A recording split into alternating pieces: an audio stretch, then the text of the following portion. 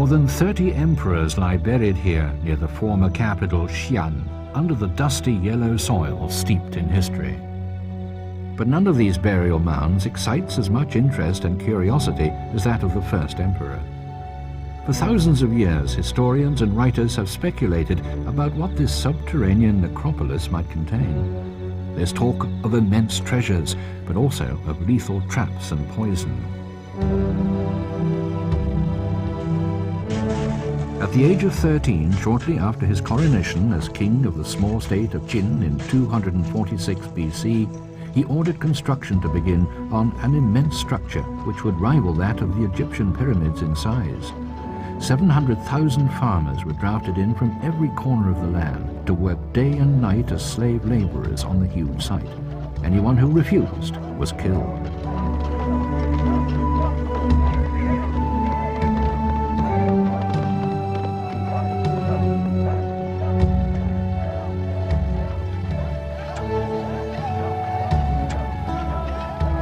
Is this the reason why China's first historian, Sima Qian, well informed though he was, made no mention of the Terracotta Army?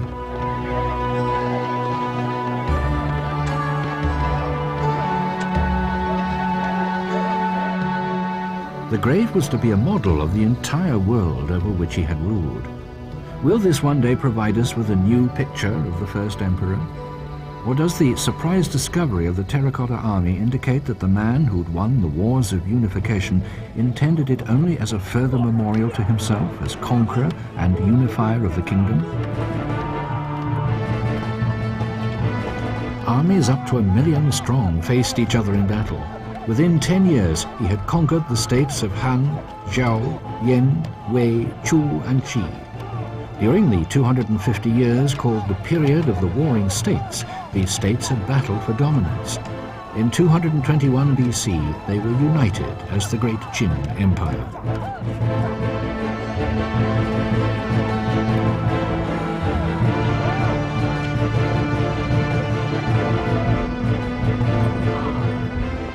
His incomparable successes were achieved by the use of new forms of warfare, vast armies in which the infantry and cavalry fought in a single formation, effective siege tactics, and significantly superior weaponry.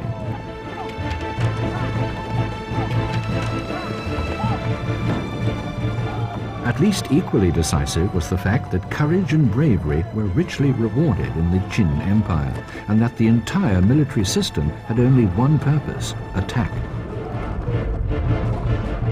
The construction of a 5,000-kilometer-long Great Wall made the first emperor famous throughout the world.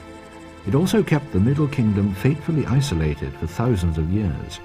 The wall should have taken just as important a place in his grave as the standardized weights and measures he introduced and the new uniform coins he had minted. The form of writing he imposed throughout the huge empire has not changed in structure to the present day. The name of his empire, Qin, is the origin of our word China.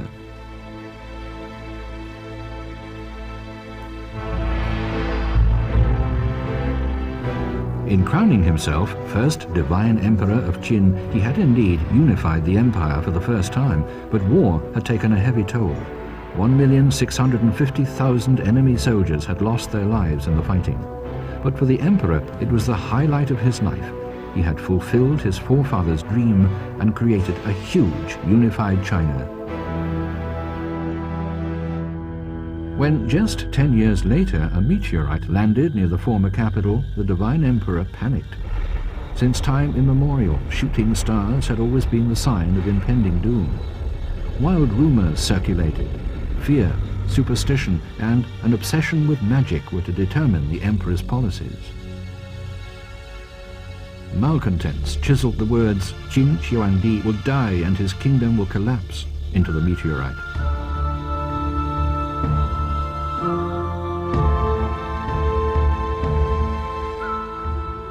The court of the divine emperor was shrouded in anxious silence. The incident was never discussed. The youngest of his more than 3,000 concubines, the innocent ones, were made to walk through the palace from morning to night singing about immortality. Few people saw the emperor anymore. Priests and fortune tellers were the only people he still trusted. They explained the bad omen. The spirits were jealous of his powers. Thereafter, Qin Shi Huang would only walk through covered passageways, and no one was allowed to divulge his whereabouts, on pain of death.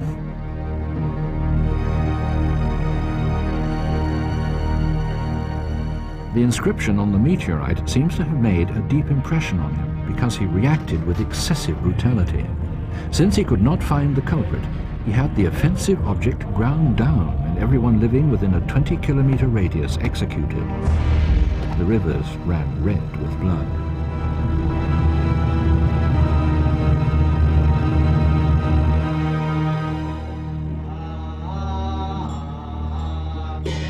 After this episode, the emperor approached his shamans for advice, as he had so often.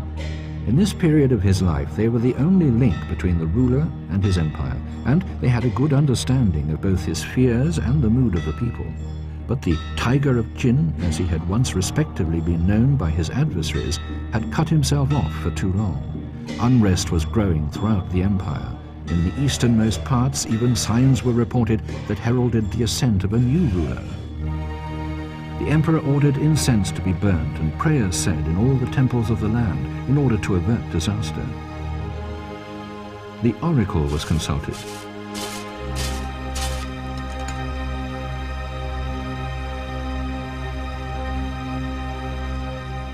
The answer is suitably vague. The first historian, Sima Chen, recorded it for posterity. Movement and travel are good. The emperor therefore decided to undertake a tour of inspection.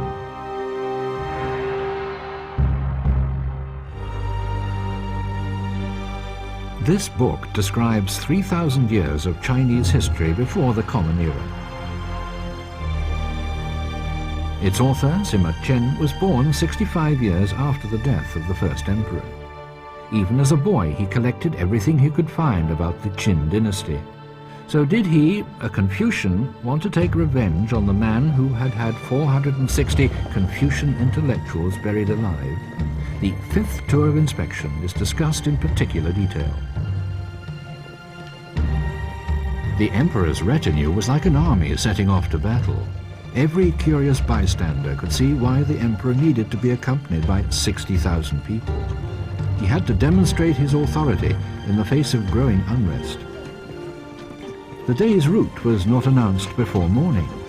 Few knew their exact itinerary, and nobody knew in which carriage the emperor was to be found, or whether he really was in the luxurious state coach specially built for the journey. We know exactly what this coach looked like because a bronze model of it has been found. It was a comfortable vehicle made for traveling in which its occupants could sit or lie down undisturbed. The door could be locked from the inside and there were barred windows at the front and on each side. Extensive tours of inspection of this magnitude were only possible because the divine emperor had had an extensive road network built. This was larger than that of the entire Roman Empire. Some of these roads, made of tamped earth, are said to have been 70 meters wide and were so well constructed that parts of them can still be found today, more than 2,000 years later. Yao Shengmin has published a book on the road network during the Qin period. There are traces here of a road from the Qin period. It's the main highway that led to the northern border.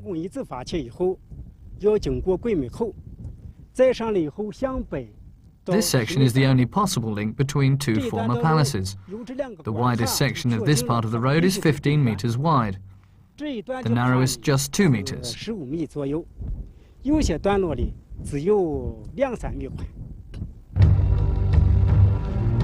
The organizers of the tour of inspection faced almost insurmountable problems. For security reasons, the route had to be planned so that every evening the party reached one of the numerous palaces the emperor had built for himself all over the empire. They were always greeted by a crowd of curious onlookers. Although the entire country lived in poverty, scores of well-dressed women lined the roadside, hoping to become one of the emperor's horde of concubines. Local civil servants and dignitaries would hurry out to meet their emperor, clutching reports, taxes, and petitions to the emperor.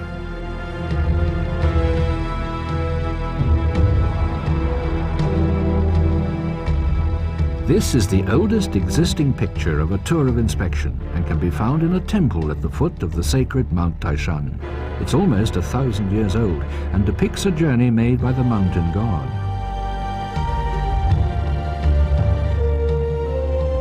The whole enterprise was born of fear.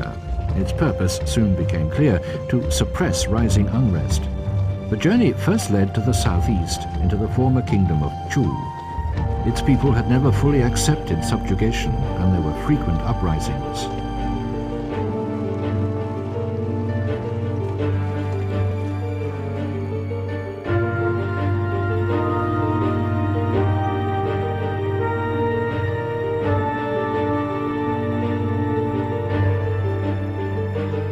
Even today, the area contains some of the finest attractions in all of China. Mount Huang, whose mist-shrouded peak is one of the most popular themes of Chinese landscape art. And the famous ornamental gates at Shixian, though these were built long after the reign of the first emperor.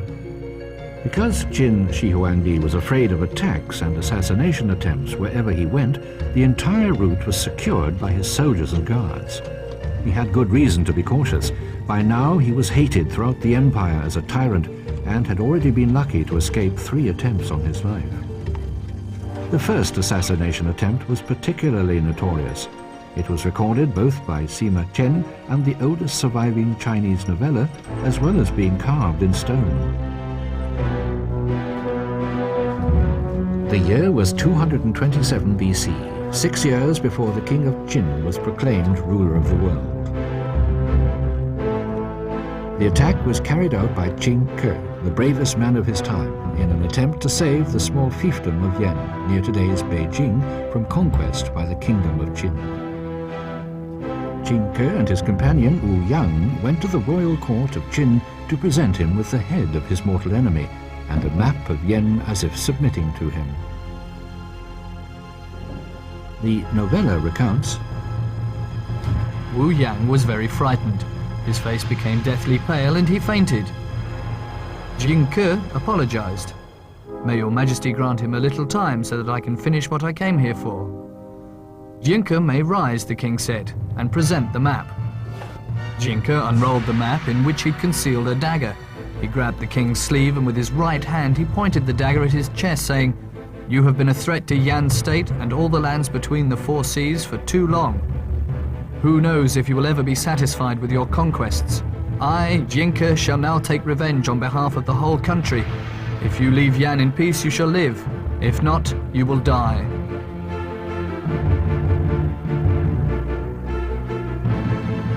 But the king turned his sword round, drew it, freed himself from Qin Ke's grasp, and leapt over a screen to flee. Thereupon, Qin Ke took his dagger and threw it at the king. The dagger sliced off one of his ears and hit a bronze pillar, sending out a shower of sparks. The king at once turned round and cut off both of Qin Ke's hands. Qin Ke leant against a pillar and, sitting stretched out on the ground, continued to revile the king. "Woe that the country has not been avenged, that my venture has failed."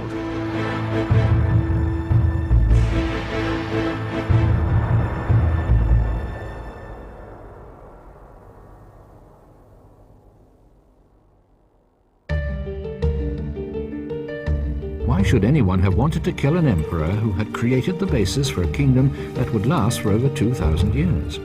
Parts of his Great Wall still exist today.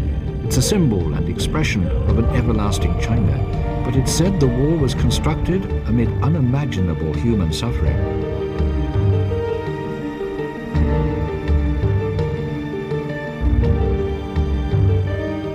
Qin Shi Huang had the first Great Wall of the Qin period constructed using parts of existing walls from the 6 conquered states. Sources from the 6th and 7th centuries AD say the work was carried out by between 1 and 2 million peasants and prisoners. Fields were left unattended, entire regions lay fallow, starvation spread. The first emperor levied very high taxes in money and in kind. For example, he demanded half the crops as grain tax to help fund the construction of the wall. Entire armies of peasants and prisoners were set to work on the project, slaving and dying in the mountains and deserts of the northern border.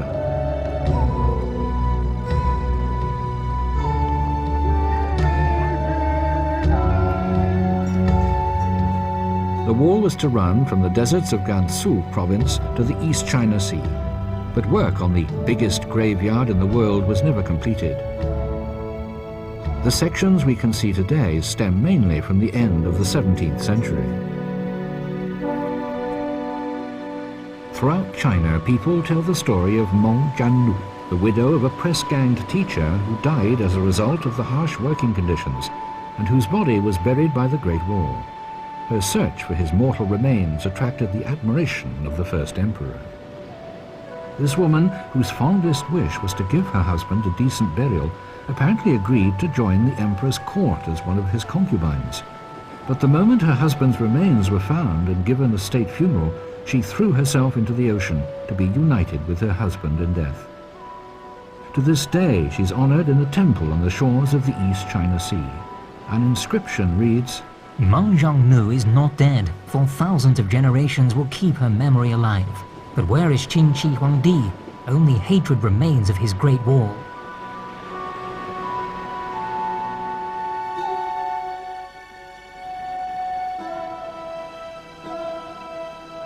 Professor He, the most eminent Chinese historian on the Qin period, interprets this legend thus.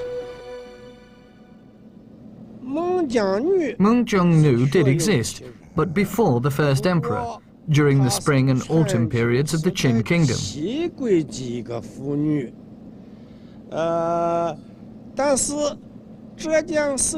The story became associated with Qin Shi Huang because he too had a wall built.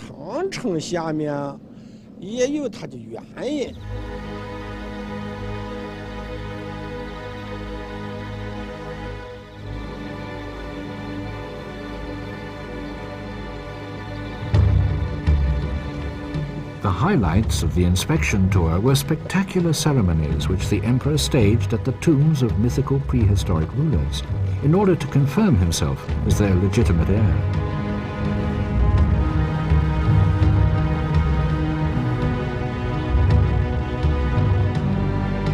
The first emperor placed his dynasty under the protection of the element water. Therefore, the most important sacrificial ceremony was held at the Yellow River. According to ancient Taoist belief, the five elements, fire, water, metal, wood and earth, determine all that happens in the course of history. The emperor wanted to use this belief to prove the divine origin of his rule. His theory was that if water extinguishes fire, it was preordained that he would take power. The color black was associated with water, which is why all official robes in the Qin dynasty were black. Flags bearing the emblem of Qin were black and white.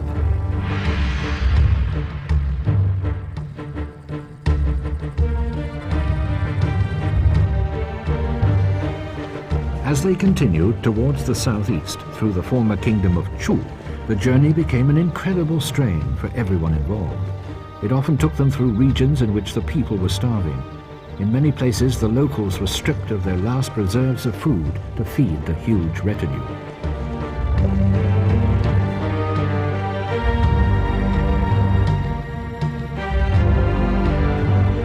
The emperor's journey left a trail of blood in its wake, from the capital, Xianyang, south to Yui, then northeastwards to Kuaiji, and from there along the coast to what is now Shandong province.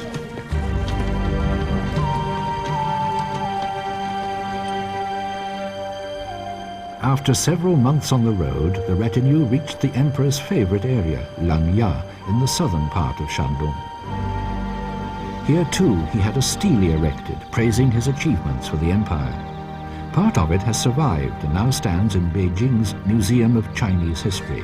It proclaims, He introduced a standardized system of weights and measures. He has regulated the existence of all living beings. He bathes the affairs of man in a bright light and brings father and son together in harmony. The wisdom, compassion, and justice of his divine self are an ideal and shining example of virtue.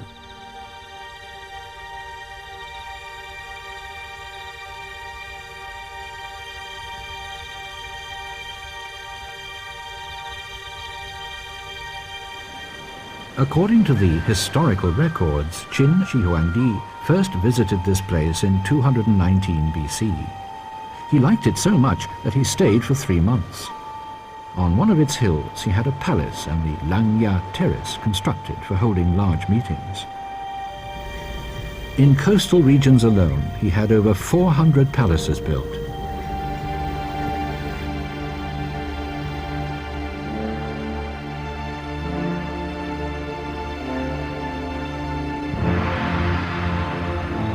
Palace number 1 in what was then the capital, Xianyang, gives us some idea what these splendid palaces must have looked like. Not much remains of it, for only 3 years after his death it was stormed, looted and burnt down by insurgents.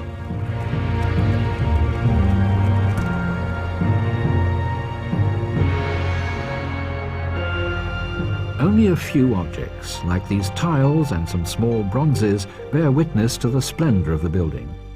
A poem from a later period says of one of his palaces, "It is so immense that it hides the sun in the sky. Every 5 paces there stands a tower, every 10 a pavilion. Corridors snake through the grounds. The eaves of its roofs point heavenwards like the beaks of birds. Nobody knows how many thousands of courtyards it contains." These finds alone are sensational. They are the oldest surviving fragments of a Chinese mural. They give us an impression of how grandly Qin Shi Huangdi's palaces were decorated.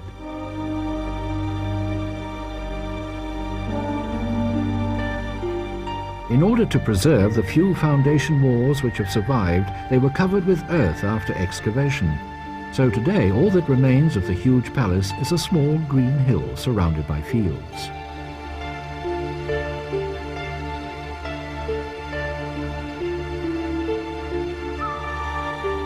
The curator of the neighboring museum shows us that the floor of tamped earth can still be recognized 2,200 years after it was laid. Was this man a liar?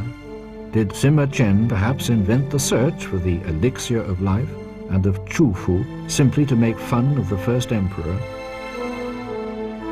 This is his version of the story. The emperor wasted millions over several years in the vain hope of finding these wonderful herbs. Here in the idyllic region of Langya, the 2 men met for the first time. When Chu Fu told the emperor about the islands of the Blessed, on which there was an elixir of life, the emperor ordered him to set off in search of it. During this, the last of his inspection tours, the emperor encountered Chu Fu again. He was very angry because Chu Fu still hadn't found anything after several attempts over 9 years. But Chu Fu managed to convince the emperor that huge whales had prevented him and his team from reaching their destination.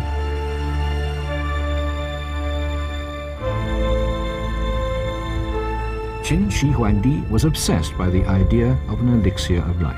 He traveled on impatiently, eager for a solution. Eventually he had a dream in which he fought with a sea god.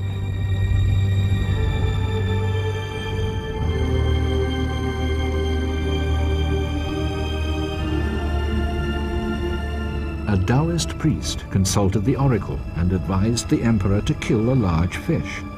This, he said, would dispose of the demon which had prevented him from attaining immortality. At the so-called end of the sky, the easternmost point of China, the only place where the emperor is still worshipped as a god, he finally found a fish that seemed large enough. Legend has it that the emperor used a repeat fire crossbow to kill a whale which his followers had driven towards him.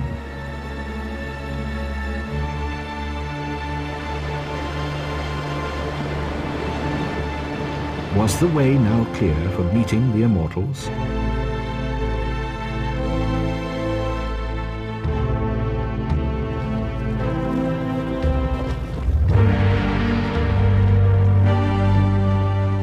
Knowing that Chu Fu now had to set off on a new expedition, the emperor continued his journey. One of the daily destinations was the place from which the story of the Islands of the Blessed originated. Today it's still called Panglai, after one of the 3 islands. Here we found one of the keys to the mysterious story of the elixir of life. What sounds like a fairy tale does in fact have a very simple explanation, although this remarkable discovery wasn't made until relatively recently.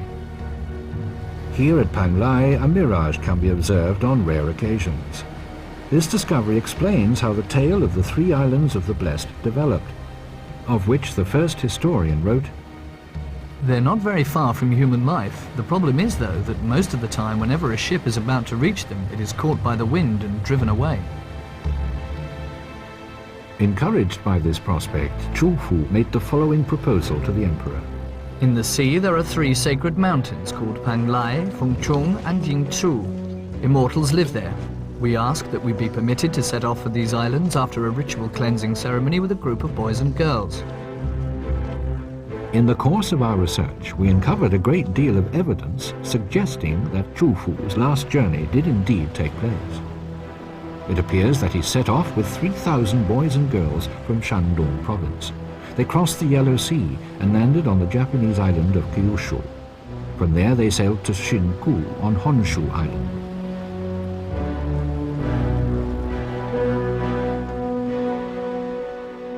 Toshio Okuno recently published a book about Chu Fu's stay in Japan. This tablet depicts Chu Fu landing, showing how he arrived near our Mount Panglai, with 100 people on board each ship, bringing with him various types of grain and household implements. Japanese historians have discovered that Japanese culture experienced a sudden change in about 200 BC. When Chu Fu and his more than 3,000 companions landed on this stretch of the Pacific coast, the people of Japan were still at the stage of corded wear, the Jomon culture, and living in Stone Age huts such as this.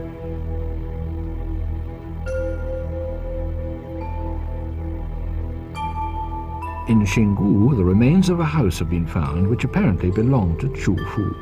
It's therefore assumed that he was buried here. Early each morning, many of Xingu's inhabitants pray at a shrine on the sacred Panglai mountain as a token of respect for Chu Fu, who taught them a particular form of whale hunting.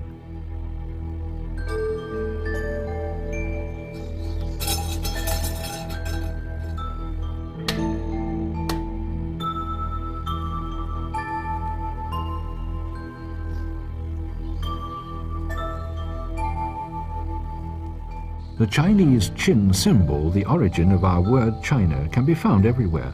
Here, for example, on a memorial in honor of the first mythical ruler of the Yayoi period. He's none other than Chu Fu from Qin.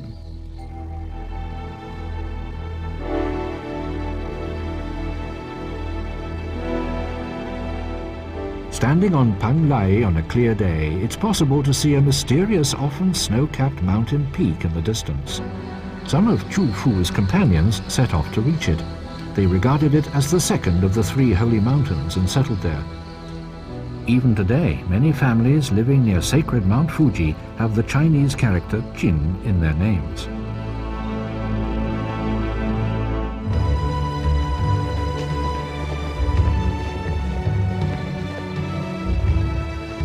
After leaving the coastal region of Shandong province, the first emperor traveled to Mount Taishan.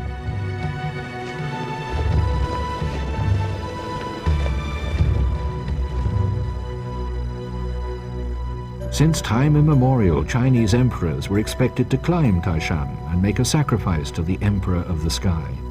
More than 72 dynastic rulers came here and left inscriptions behind.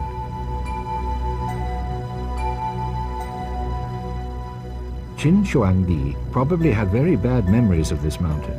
During the visit on his 3rd tour of inspection, he ignored warnings by Confucians not to damage the mountain with the wheels of his carriage, and was promptly punished by a severe storm on his way down.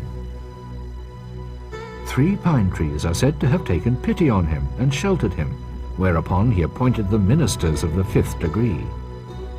These 3 trees, planted in 1730, commemorate this event.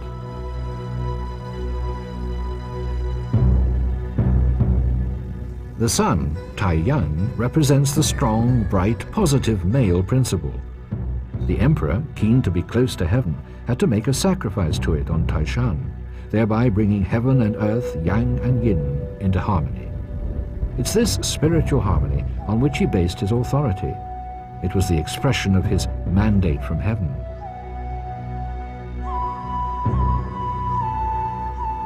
Only little remains of the stele he had erected on the sacred mountain. It reads, "He inspected all regions of the kingdom, climbed Taishan and gazed to the east."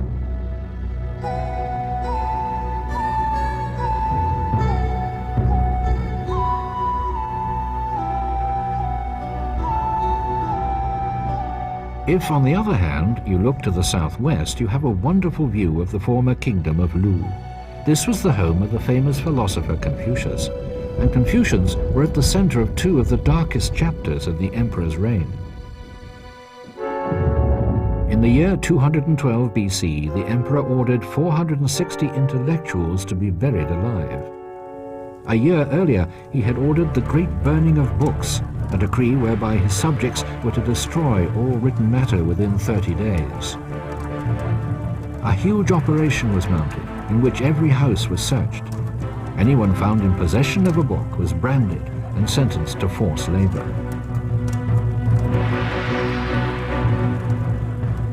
With the exception of books on fortune-telling, medicine and agriculture, all writings from that period were put to the flames.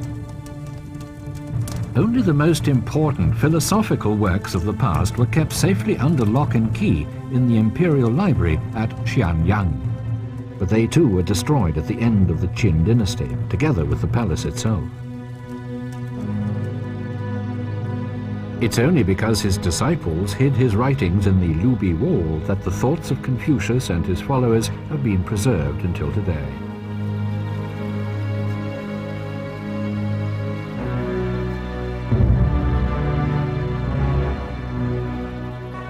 It's reported that the Chancellor Li Sui had warned the emperor to be particularly careful about the Confucians.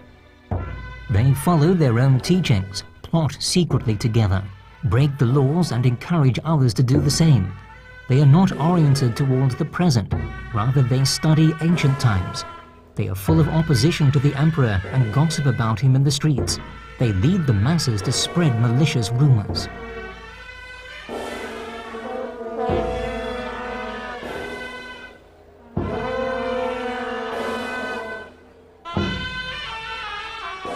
Qin Shi Huang and his chancellor rejected Confucian teachings, which were based on human and moral values, and the idea that rulers should lead their subjects by wisdom and example.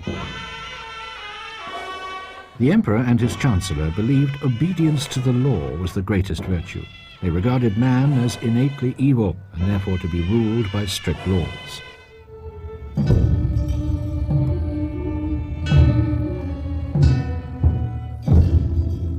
But in contrast to the first emperor, sacrifices are still made to Confucius 2,500 years on. Throughout East Asia, he's still honored like a god.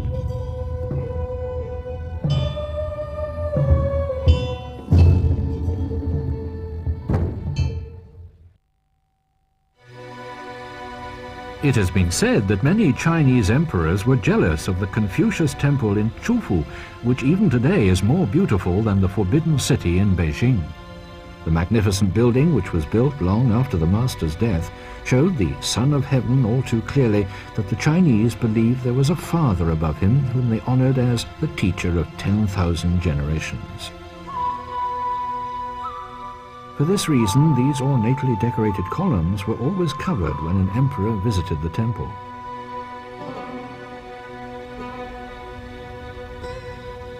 The great burning of books and the murder of the 460 intellectuals was seen by generations of Confucians as proof of the utter contempt which the first emperor felt for them. It's hardly surprising, therefore, that Chinese historians, mainly Confucians, did not have anything good to say about this emperor.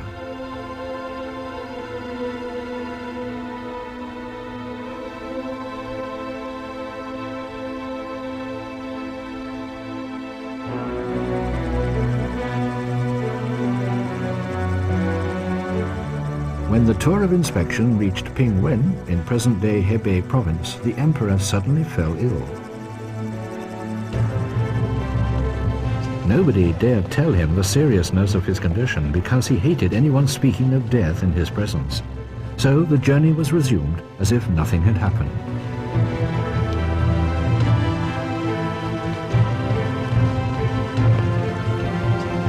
Eventually, however, the emperor realized that he was gravely ill, and he made a fateful error. He sent his most trusted soldier, Meng Yi, the head bodyguard, to the sacred mountain of Taishan. Historians still cannot say what lay behind the emperor's sudden illness.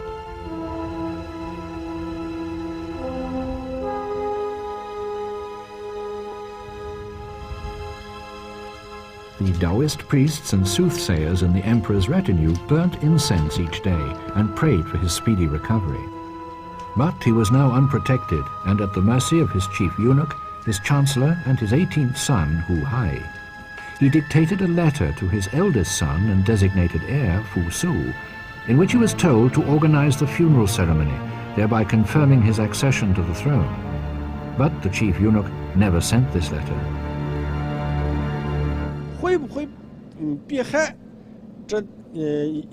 There is one reason why we may presume that Qin Shi Huang was murdered.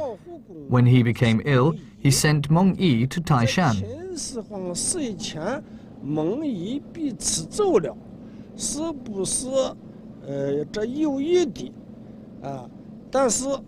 Sima Chen's historical records state Qin Shi Huang became ill and sent Meng Yi to the sacred mountain to pray for him.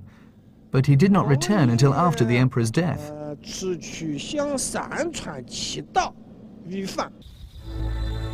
According to the Chinese calendar, the emperor died at his palace in Shachu, in the center of Hebei province, during a tour of inspection in the 7th month of the year 210 BC. He was 50. The emperor's death is still a mystery today. Was he poisoned by his most trusted men, or did he die a natural death? Sima Chen merely reports that the emperor's letter was forged. It called on his eldest son, Fu Su, and the brave general Meng Tian to commit suicide for failing in their battle against nomadic tribes from the north.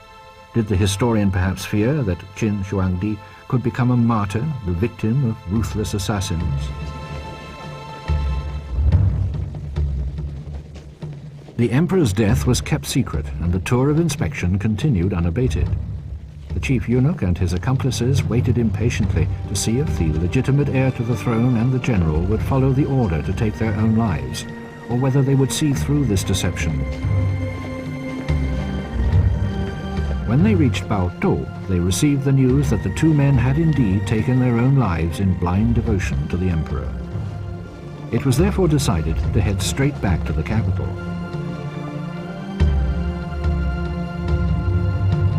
The emperor's body began to smell in the summer heat, and it became harder and harder to conceal the fact that he was dead. The procession therefore traveled in the evening and early morning, and a cart laden with salted fish was placed behind the emperor's carriage. It was only when they were approaching the capital, Xianyang, that his death was announced.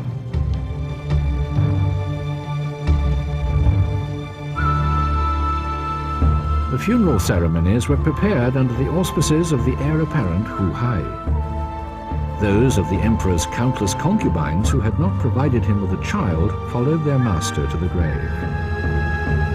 In 215 BC, a Taoist priest had predicted Qin would be destroyed by Hu.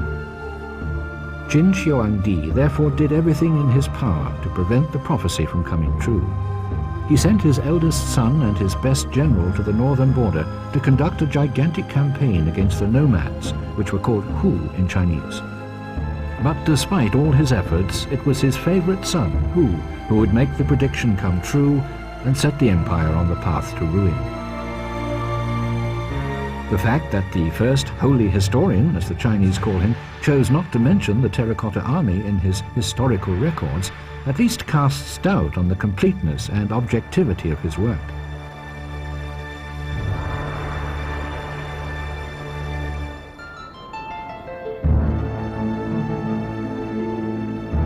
When the first of the clay warriors were discovered, it was a sensation in the archaeological world.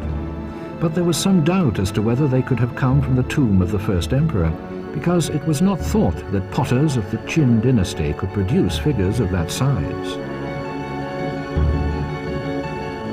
Professor Yuan Zhongyi, who has led the excavation from the start, thought the work would take 10 to 20 days. He and his colleagues have now been working for over 20 years, and there's still no end in sight. If all the terracotta warriors and horses are taken together, there are about 8,000 figures. More than 1,000 people must have worked for over 10 years to produce them. Producing one of these figures in a small workshop today would take more than 3 months. When the body of Qin Shi Huang was brought into the capital, his tomb was far from complete. The terracotta army in particular was still feverishly being churned out. Initially, there would have been 4 huge shafts containing a total of 10,000 warriors. But work was still underway on the 3rd. The 4th was therefore abandoned, half finished. In more than 85 small workshops, the clay was painstakingly kneaded until it was soft, flexible and free of lumps and air bubbles. The work was divided into many small stages so that the individual steps could even be performed by simple farmers. Molds were produced for the feet, trunk, arms, hands and head, into which clay was pressed. This ensured that the figures were of similar size and matched each other when placed in formation. Generally, 5 to 10 warriors were produced in each batch.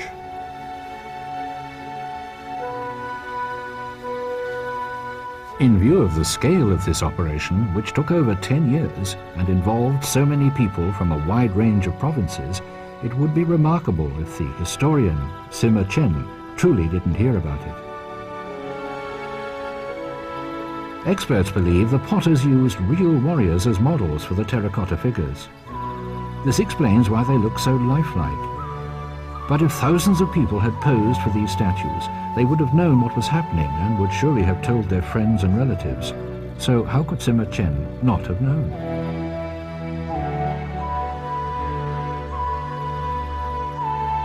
Professor Yuan Zhongyi, who heads the excavation, also finds it hard to explain this. He suggests that the terracotta army may not have been anything unusual at that time, although the sheer size of the operation makes this seem unlikely.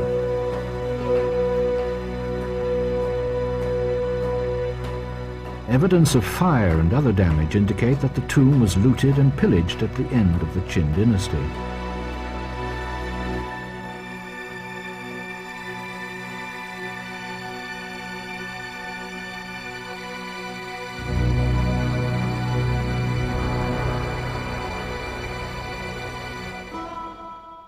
It's quite likely that Sima Chen simply didn't want to report about this 8th wonder of the world.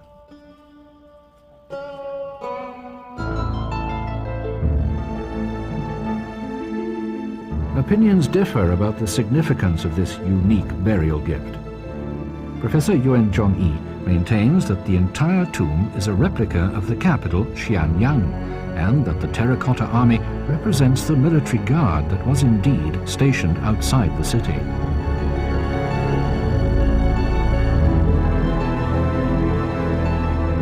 Other experts believe the clay figures were substitutes for real soldiers, who in ancient times had had to follow their leader to the grave. Is it possible that an emperor for whom millions of people had lost their lives suddenly acted more humanely than his predecessors? Perhaps this vast army is an indication of his fear that the states he had conquered would one day take their revenge on him. In any case, all the figures have a determined expression, as if ready at any moment to strike in the service of their emperor. And in view of the fact that the warriors were brightly painted and carried real weapons, they really would indeed have had a magical effect. There were probably several reasons why Qin Shi Huang had the terracotta army erected. On the one hand, it was the expression of the most important aspect of his life, and he may have wanted to be surrounded for all eternity by these symbols of his power. On the other hand, he also had great faith in magic, and may therefore have believed that these lifelike troops would strike fear into his enemies. For more than 2,000 years, people have speculated about what might be found in the 460 by 392 meter tomb under this pyramid-shaped hill. Today, only a few foundation walls remain of the huge necropolis which once surrounded it, but we can presume that a central statue-lined avenue led to the burial mound, as in this tomb from the Han period. Strange mythical beings and animals, as well as statues of guards, were to protect the dead from harm and drive away demons and evil spirits.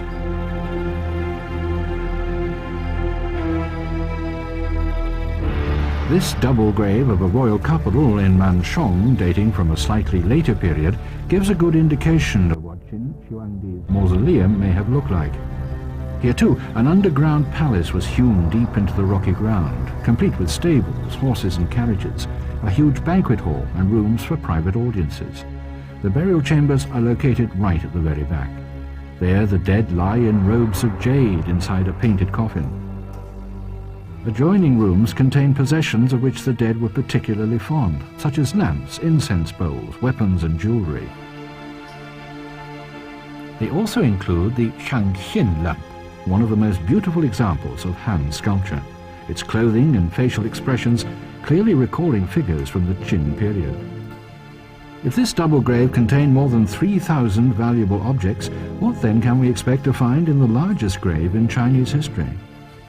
Scientists, filmmakers, journalists, businessmen, and even clairvoyants have all voiced their opinions.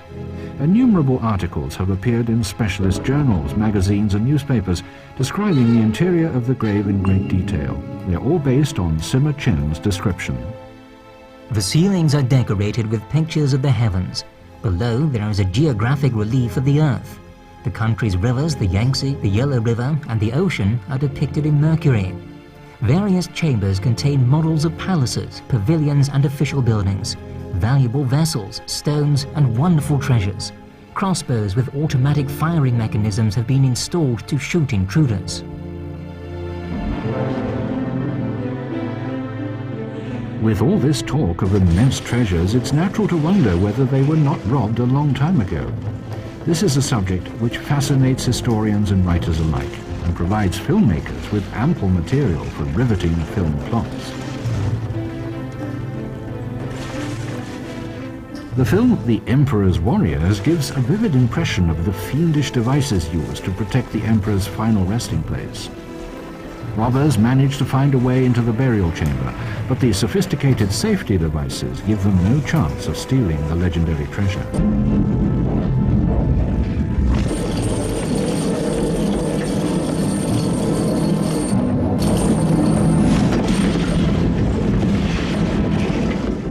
At various times, from the end of the Qin period right up to the present day, there have been reports that the grave was plundered or even destroyed.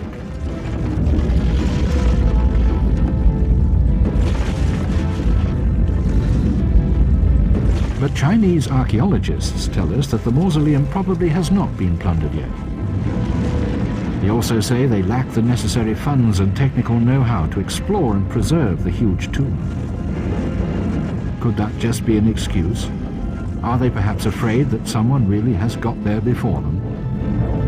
In the film, the terracotta warriors come alive to protect the Emperor's grave. Are they the crossbows that Sima Qian mentioned? Had he therefore mentioned the terracotta army after all? It's clear that over 7,000 life-size warriors of the first emperor still guard a mystery.